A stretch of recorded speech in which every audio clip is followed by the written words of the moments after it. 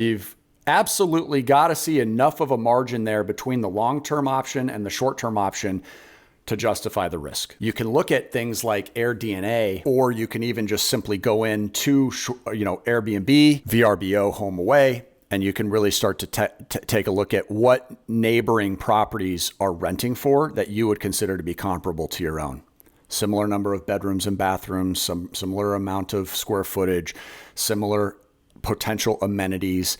And then depending on what your results end up looking like, compared to what somebody could potentially go out and pay for hotel visits. Let's say, they're a family of say 5, they might need 2 hotel rooms. What does that cost look like compared to coming and renting your home, having the advantage of a kitchen, having the advantage of a backyard, maybe additional privacy? What else could then separate you from those other competitors? Because right now, what we're finding with the short-term rental market, and I recently released a video on this, it's more important than ever as we see the economy adjust. We have to make sure that we're standing out so that bookings become more appealing.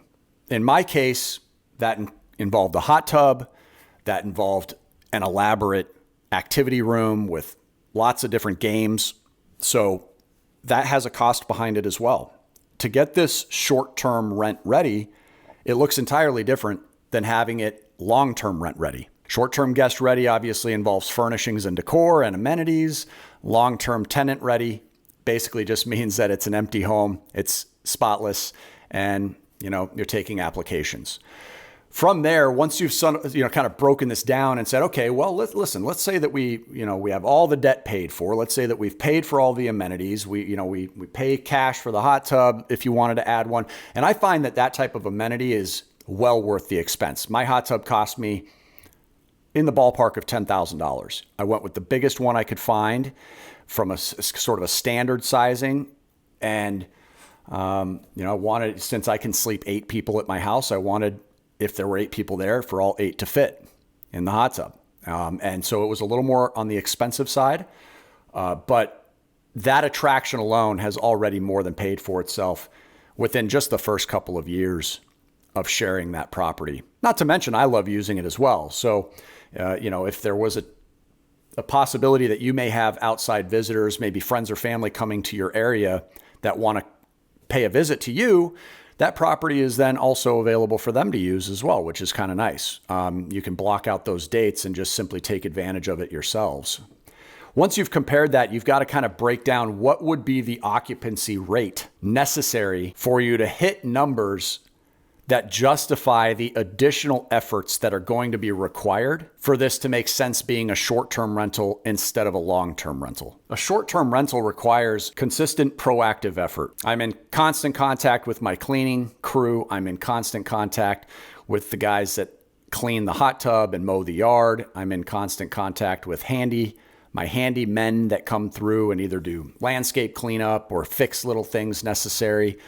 I'm in constant contact with future guests, present guests, and there's follow-up with past guests. When I say constant contact, I mean it's almost on a daily basis and almost 7 days a week. But the time commitment is extremely minimal. A lot more in the beginning. Getting the property short-term rent ready was quite a task. Big project. I have a lot of pride in my hosting. I think the hospitality business demands exceeding expectations, which is why I go heavy on the amenities. I go heavy on the accessories. I'm talking leaving Q-tips and floss sticks and toothbrushes and toothpaste, things that people might just forget that you're not necessarily going to find at a hotel unless you're purchasing it. I go above and beyond with all that, including high-end body lotion, everything from the shampoo, conditioner, and body wash. We do cotton pads, everything that I think a guest could use. And if any guest leaves and says, man, that was almost the only thing I couldn't find, it's immediately in my cart, right? It's immediately in my Amazon cart and it's heading to the house. So at this point, it's almost a game to me where I challenge people to find something that they might need that isn't already there. That takes a lot on the front end. The first several months of prepping the property, I committed tens of hours a week. It could be 20, 30, or 40 hours a week, and it was above and beyond every other responsibility I have. So it was sort of an after-hours side hustle, just getting ready for it. Now, over time, and really getting into the second year and beyond, things were very autonomous. I really spend at most maybe 5 minutes a day if I am interacting with anybody. It's templated texts. I just go into a previous text, copy the previous, and with the last guest and send it to the next guest, right? I'm just sort of adjusting the names, but I'm not really customizing it much. So it's an extremely seamless process at this point that allows this to be well worth it, considering the property I'm referring to brings in about $90,000 a year, still available about 5 months of the year for my personal use or any family or friends that want to use it. And in addition to that, a property that I own that's of similar value, that's even larger in square footage, slightly. My long-term rental income on that property, for comparison purposes, comes in at about $43,000 a year. So less than half that I'm generating for an almost equivalent type of property. Now, let's not forget that there was a lot more expense in this, right? I ended up having to put in a lot of money by way of furnishings, decor, amenities, and accessories. So to make up for that investment, there is a time period where that return is necessary. But overall, the cash on cash is undeniably worth it for me on that home.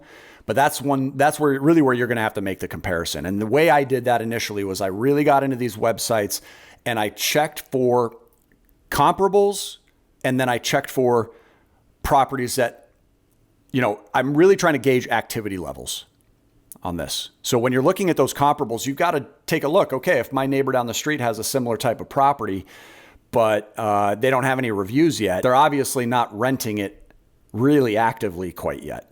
It might be a new listing. You can really try to double check when they were actually posted, how long it's been in there. Properties that already have reviews, how many do they have? You can go in and take a look at their calendars as well to double check availability of the property. So you can start to determine exactly how many of the days they have available already booked. But what you don't want to do is get this thing completely guest ready, spend all that time, spend all that money, and then nobody shows up, right? So at that point, you'd be much better off turning that into a long-term rental instead, and turning a short-term rental by design into a long-term rental by accident has its setbacks too, because now you've got it completely furnished and decorated. What are you going to do? You're going to rent it furnished and decorated? Maybe. Might bring a little more money in for you, but it probably wasn't enough to justify the expense of the furnishings and the decor. And if you find a perfect tenant at the rate you want for long-term rent, and they have all their own furnishings and decoration, they maybe don't want yours in there. Now, all of a sudden, you're in the furniture business, and that's not desirable either. So you've absolutely got to see enough of a margin there between the long-term option and the short-term option to justify the risk.